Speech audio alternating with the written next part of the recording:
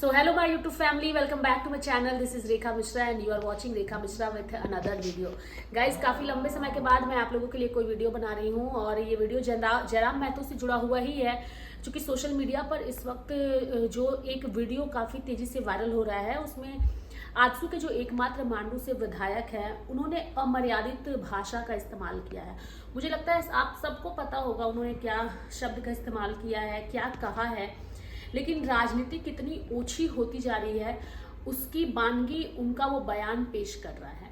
यानी कि राजनीति में मतभेद होते हैं, चीज़ों की जो समझ होती है वो अलग अलग पार्टियों की अलग अलग तरह के तरीके से होती है।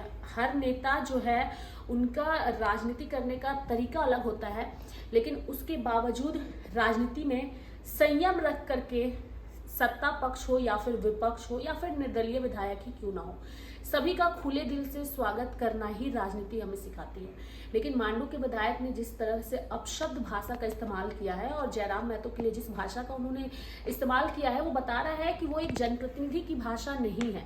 यानी कि आप एक जनप्रतिनिधि है, आपको जनता ने चुन के भेजा है। आपको भी पता है कि अगर आप मांडू विधानसभा सीट से जीते हैं तो कितनी मुश्किल से आप उस सीट को आप निकाल पाए हैं, और अब जब आप उस पद पर काबिज हैं, एक विधायक हैं, तो आपको राजनीतिक प्रतिद्वंदी करनी है तो वो उस तरीके से करिए।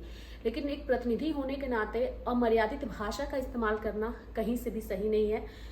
उन्होंने किस भाषा का इस्तेमाल किया है वो मैं अपने वीडियो में बिल्कुल कहने वाली नहीं हूँ, क्योंकि आप सबको पता है कि उन्होंने क्या कहा है और उनका कहना क्या ये सही है। आप लोगों को क्या लगता है?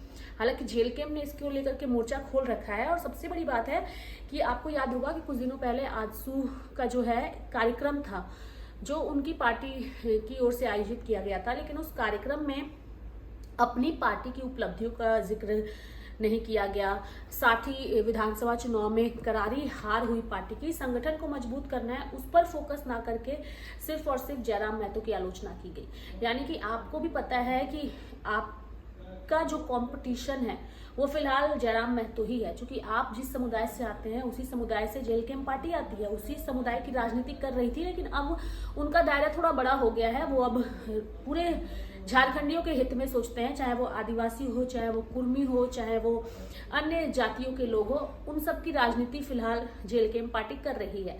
लेकिन आप लोगों का आक्रोश इतना ज्यादा चरम पर है कि आप लोग शायद राजनीति और खबरों से रूबरू नहीं हो पाते हैं। जैसे सुदेश महतो जी ने बिना नाम लिए ही जयराम महतो का, उन्होंने 1932 खतियान का जिक्र किया और जयराम महतो पर कहा कि इसी की राजनीति करके वो आए थे। नाम उन्होंने नहीं लिया, मैं नहीं कह रही हूँ कि उन्होंने नाम लिया, लेकिन आप लोगों को भी याद है कि अभी कुछ दिनों पहले ही जयराम महतो की पार्टी जेल कैंप ने खतियानी पदयात्रा जो है वो किया था और उसका समापन 5 जून को राजभवन के सामने हुआ था। यानी कि अगर उस चीज को वो भुला चुकी है तो फिर पदयात्रा क्यों की जयराम महतो की पार्टी ने? क्योंकि उन्होंने वहां पे एक सवाल किया था कि क्या अब 1932 खतियान का जिक्र होता है जेल कैंप की ओर से। तो मैं अपने इस वीडियो के माध्यम से बताना चाहती हूँ कि बिल्कुल होता है। हालांकि एक प्रवक्ता ना तो मैं हूँ और ना ही मुझे बनने का शौक है, लेकिन हाँ मैं एक ऐसी नागरिक जरूर हूँ कि अगर कोई पार्टी बेहतर सोच के साथ आगे बढ़ रही है तो उसकी सराहना होनी चाहिए। आप राजनीतिक विद्रोह करिए, राजनीतिक प्रतिद्वंदता रखिए, मतभेद रखिए, लेकिन चीज़ों को तार्किक तरीके से जनता के बीच रखिए, क्योंकि जनता जो है वो सब कुछ जानती है। उस कार्यक्रम में ये भी कहा गया कि इनकी पार्टी चंदा लेकर के जो है, चंदे वाली पार्टी है, चंदा लेकर के अब लोगों की समस्याओं का समाधान नहीं करती।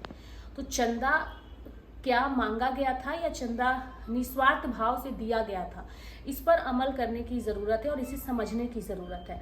लेकिन आप लोगों को क्या लगता है, मेरा ये जो वीडियो है इसे आप लोग कैसे देखते हैं? क्या राजनीति इतनी नीचे गिर गई है कि अमर्यादित भाषा का इस तरीके से नेता इस्तेमाल करेंगे? जो भी आप लोगों की राय है आप लोग भी कमेंट बॉक्स में कमेंट करके ज़रूर बताइएगा, और वीडियो पसंद आया तो चैनल को ज़रूर सब्सक्राइब करिएगा। Thank you so much.